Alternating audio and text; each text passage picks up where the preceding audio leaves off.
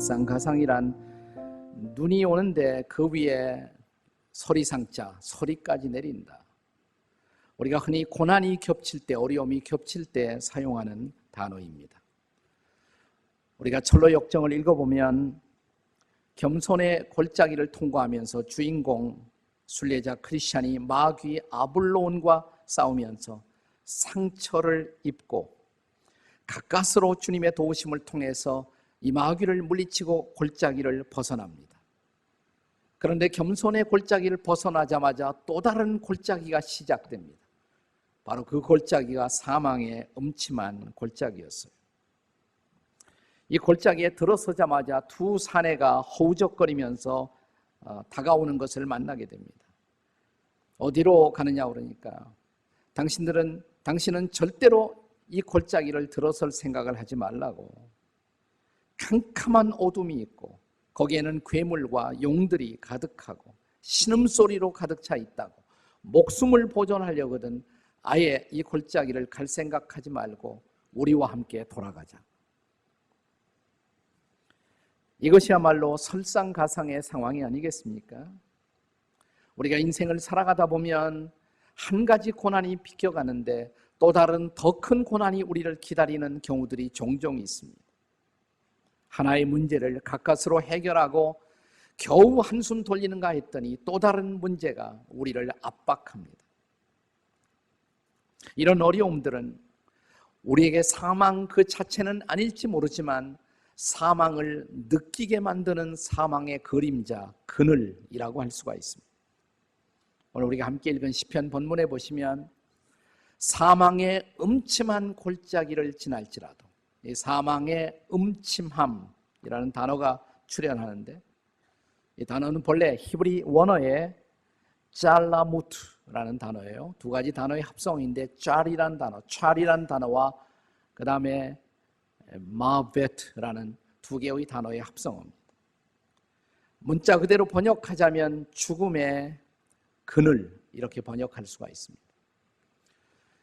유명한 킹 제임스 번역이 영어로 번역할 때 이 단어를 이렇게 번역했습니다. 그래서 shadow of death 이렇게 했어요. 죽음의 shadow, 그림자 혹은 그늘, 이렇게 번역한 것입니다. 우리는 인생을 살아가면서 종종 죽음 그 자체는 아닐지 모르지만 죽음을 가까이 느끼는 순간들이 있습니다. 내 곁에 사랑하는 사람이 훌쩍 떠날 때 죽음은 우리에게도 낯선 손님이 아니로구나 비로소 느끼죠. 우리는 모두 예외 없이 이런 사망의 음침한 골짜기를 통과해야 합니다. 이 골짜기를 통과하지 않고 저 새 예루살렘으로 천국 가는 다른 길은 없습니다. 돌아갈 수도 없습니다. 가야 합니다. 이 골짜기는. 그런데 여기 복음이 있습니다. 우리가 철로 역정에서 이 사망의 음침한 골짜기를 통과하는 주인공 순례자 크리스찬을 통해서 받을 수 있는, 들을 수 있는 복음이 있어요. 굿뉴스가 있어요.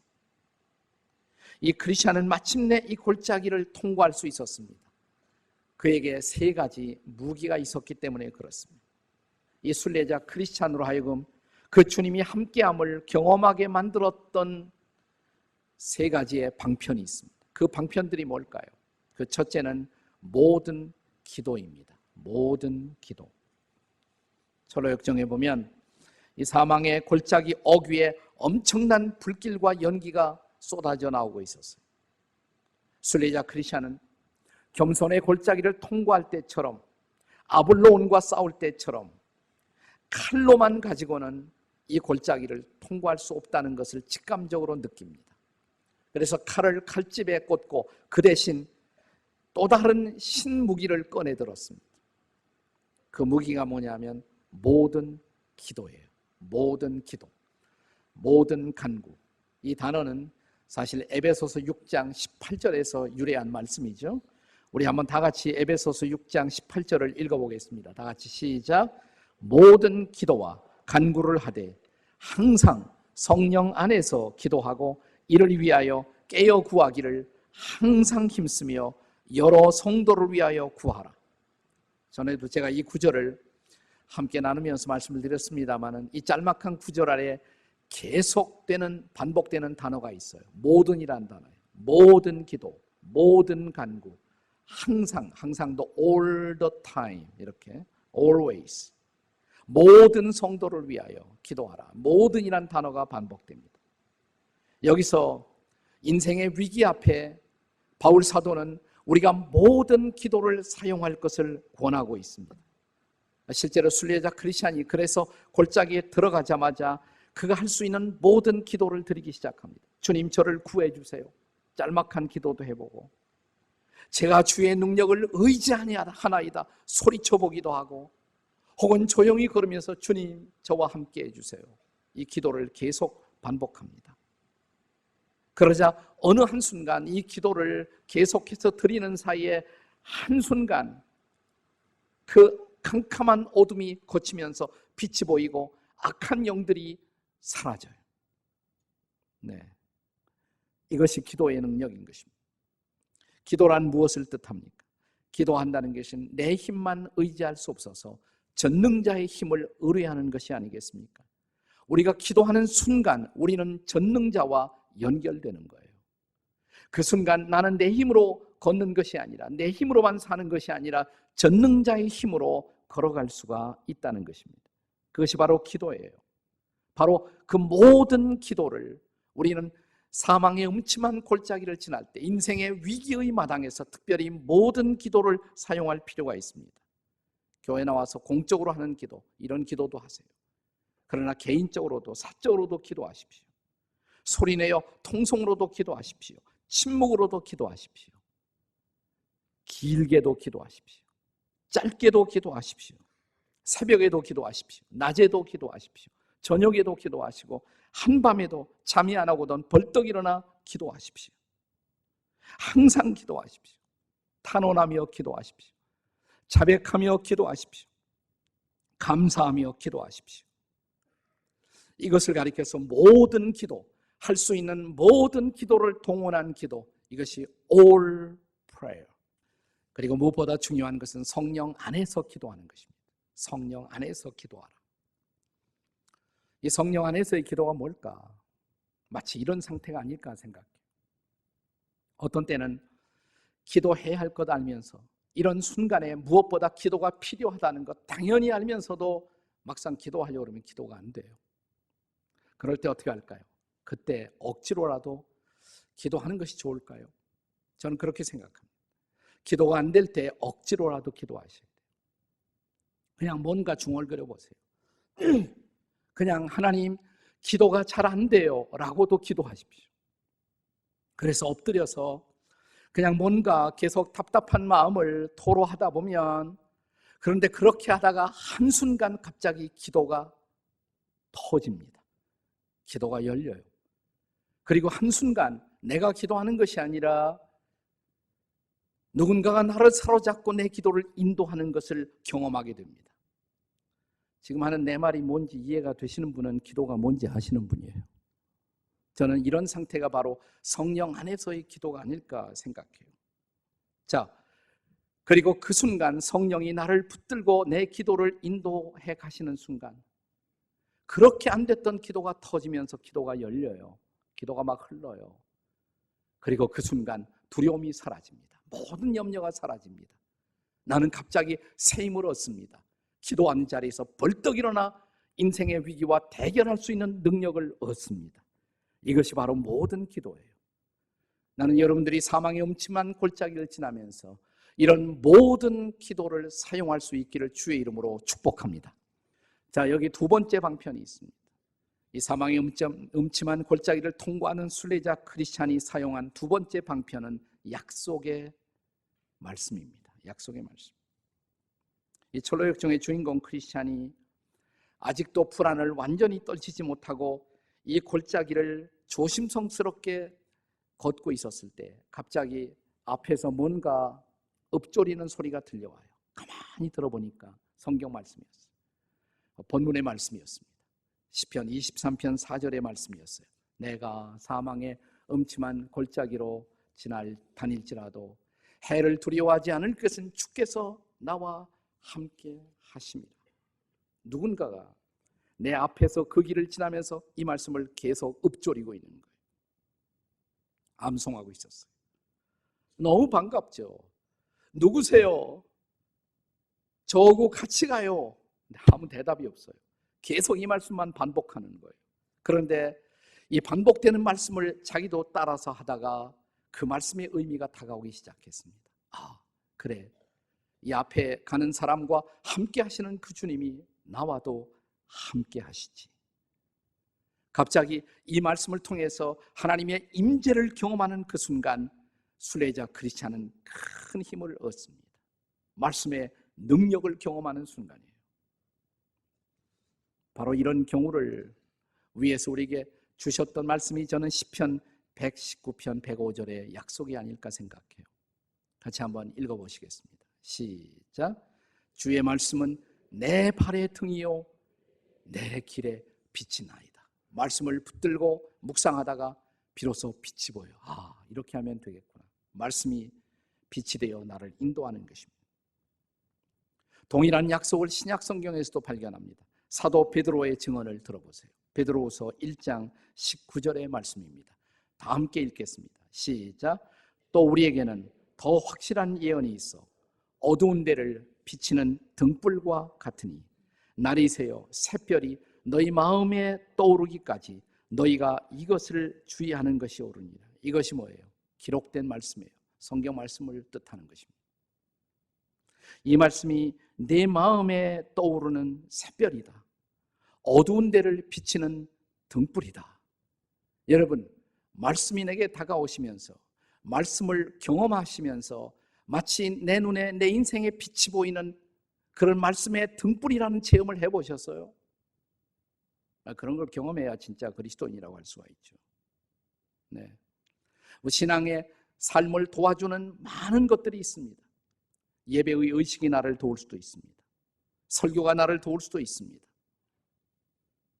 그리고 찬양이 나를 도울 수도 있습니다. 수많은 여러 가지 방법들이 내 인생의 길에 도움이 될 수가 있습니다. 그러나 성경을 읽으면서 말씀의 능력이 내게 경험되는 그 순간, 이걸 뭐하고 비교할 수가 있겠어요? 옛날 종교개혁자들이 개혁을 시도할 그 무렵 성경은 닫혀있는 책이었어요. 사제들밖에 읽지 못했어요. 그것도 예배 미사 시간에만 라틴어를 가지고 강론을 했단 말이죠. 그러니까 보통 사람들은 성경에 접근할 수 없었어요. 종교개혁은 마르틴 루터가 이 성경을 평범한 사람도 읽을 수 있도록 독일어로 번역함으로써 종교개혁이 시작된 것입니다. 이제 사람들이 진짜 말씀 속에 들어가 말씀을 읽기 시작하니까 말씀의 능력이 막 경험되는 거예요. 말씀의 능력. 그래서 그 다음부터 종교개혁자들을 붙들게 된 종교개혁의 위대한 슬로건이 하나 탄생합니다. 그게 뭐냐면 솔라 스크립투라, 오직 성경, 오직 성경. 교황의 말씀도 아니고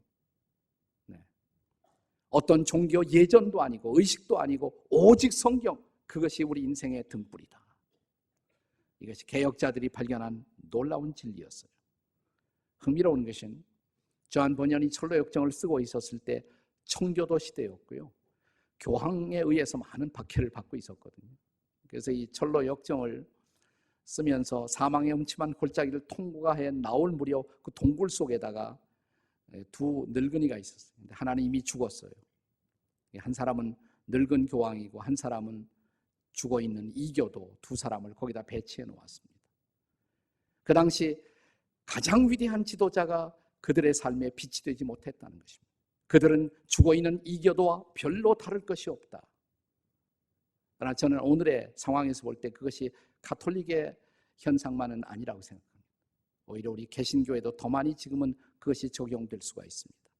우리가 가야 할 길을 제대로 인도하지 못하는 개신교 목자들의 모습은 우리 모두를 슬프게 하고 있는 모습들입니다.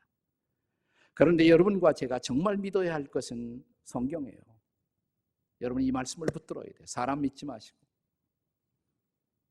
심지어 내가 존경하는 지도자에게도 내 인생의 모든 것을 거기에 걸 수는 없는 것입니다.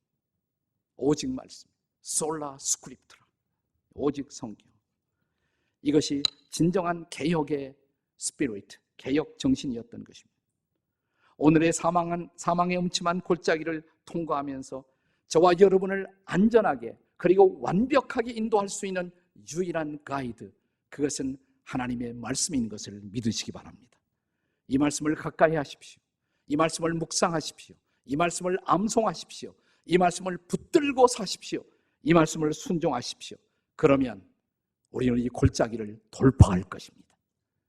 이 사망의 음침한 골짜기를 벗어나게 하는 세 번째 방편이 있어요. 첫째는 뭐라고 그랬습니까? 모든 기도. 두 번째는 약속의 말씀. 세 번째는 승리의 찬양입니다. 승리의 찬양. 따라서 하세요. 승리의 찬양. 옆에 있는 분들에게 승리의 찬양을 부르세요. 이렇게. 예, 철로 역정에 보면 이제 이 주인공이 사망의 음침한 골짜기를 무사히 벗어나오면서 그 입에서 흘러나오는 찬양이 있습니다. 그 찬양의 가사는 다음과 같습니다. 오 경이로운 세상, 달리 어찌 표현하리요.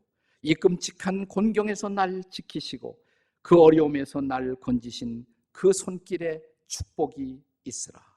갈수록 애워싸던 어둠과 마귀, 지옥과 죄의 위험, 길마다 널린 올가미와 함정, 덫과 그물들, 걸리고 매고 넘어질 수밖에 없는 이 쓸모없고 어리석은 나를 살리신 오직 예수님께 면류관을 씌워드리리. 찬양을 하는 거예요. 이제부터 우리의 신앙의 선배들은 이런 고백을 했습니다. 기도는 우리를 영적 싸움에서 견디게 만들지만 찬양은 이 싸움을 끝나게 한다. 다시 반복합니다. 아주 중요한 메시지예요. 기도는 우리를 영적 싸움에서 견디게 만들지만 찬양은 이 싸움을 끝나게 한다. 믿으십니까, 여러분? 여러분, 이 찬양을 부른다는 것, 이것은 이 싸움의 완벽한 승리를 이미 주님 앞에 드리고 있는 모습인 것입니다. 근데 우리의 신앙의 선배들은 종종 아직 캄캄하지만, 아직 어둠이 있었지만 찬양함으로 상황을 전복시킨 놀라운 삶의 모범들을 보여주고 있습니다. 여러분, 바울 사도가 빌립보의 감옥에 들어갔을 때를 상상해 보세요. 그가 아시아를 향해서 가다가 성령님의 인도를 통해서 유럽 땅으로 발걸음을 바꾸죠. 하나님이 유럽의 복음화를 위해서 바울의 발걸음을 전환시킨 것입니다. 그가 유럽의 첫 번째 지방인 마케도니아 빌립보라는 도시에 왔었을 때 전도를 하죠. 이제 한 사람 한 사람. 점치던 여자 종 하나, 점을 아마 잘 쳐서 장사가 잘 됐던 것 같아요. 그런데 그건 귀신에 사로잡혀서 그렇게 한 것입니다. 그러니까 귀신에 사로잡혀서 귀신같이 점을 치던 여종 하나를 만나서 그가 기도로 영적 대결을 통해서 이 여인을 구출합니다. 이 여인이 복음을 받아들이고 그리스도인이 돼요. 그러자 이 여종을 부리면서 돈을 벌고 있었던 그 주인이 화가 난단 말이죠. 그래서 바울을 고발하죠. 우리가 받아들일 수 없는 이상한 풍속을 여기서 전하는 사람들이 있다. 그래서 감옥에 잡혀가요. 말할 수 없이 매를 맞습니다. 그리고 감옥에서 꼼짝 못하도록 착고를 쇠사슬로 손과 발을 매어 놓았습니다. 그런데 그렇게 억울하게 전도하다 붙잡혀 감옥에 들어간 한밤중에 잡혀왔던 동역자 실라와 더불어서 바울은 벌떡 일어나 찬양을 부릅니다. 이 한밤중에 콘서트 찬양이에요. 찬양을 불러요. 근데 그 찬양을 부르는 바로 그 순간 놀라운 일이 일어나죠. 바울과 실라를 메고 있던 쇠사슬이 풀어집니다. 죄수가 도망가면 이 간수는 책임을 져야 하니까 너무 당황해서 간수가 자살을 하려고 하는 순간 도망가지 말라고, 우리는 다 여기 있다고. 하나님이 역사하는 현장에 섰던 이 간수는 너무 놀라서 바울 앞에 엎드려 이렇게 말합니다. 선생들아, 우리가 어찌하여야 구원을 얻으리까? 이때 바울이 찬양하고 나서 전한 놀라운 메시지, 주 예수를 믿으라. 그리하면 너와 네 집이 구원을 얻으리라. 간수가 구원받고 빌립보의 감옥의 문이 활짝 열리고 유럽 선교의 문이 활짝 열리는 놀라운 기적이 일어났습니다. 찬양이 감옥을 여는 것입니다. 찬양이 쇠사슬을 푸는 것입니다. 찬양이 우리의 삶의 진정한 승리를 가져다 주는 것이에요. 한평생 찬양이란 주제 하나만을 가지고 설교를 하면서 셀 수 없는 수많은 사람들에게 은혜와 감동을 끼쳤던 한 사람이 있습니다. 이 사람 본래 군대 쫄병으로 들어갔다가 은혜 받고 나서 군인들에게 전도하기 위해서 다시 군목을 자원해서 들어갑니다. 그는 어디 가든지 그는 한 단일한 주제로 설교를 했습니다. 그의 메시지는 언제나 같았습니다. 이분이 남긴 책이 여러 권이 되는데 그 책 읽어봐도 메시지는 사실 하나밖에 없어요.